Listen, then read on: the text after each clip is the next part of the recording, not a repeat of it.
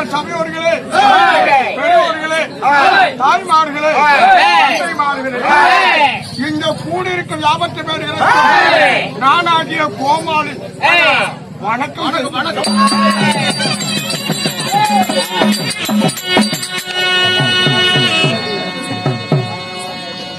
வணக்கம் என்பது தனக்கணக்கு என்று சொல்வார்கள்.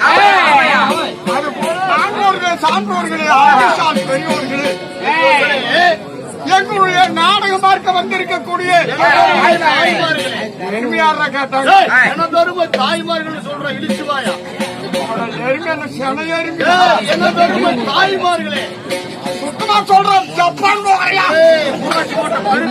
எனதருமை தாய்மார்களே, எனது அன்பு தாய்மார்களே, நாடகம் என்பது கூத்து.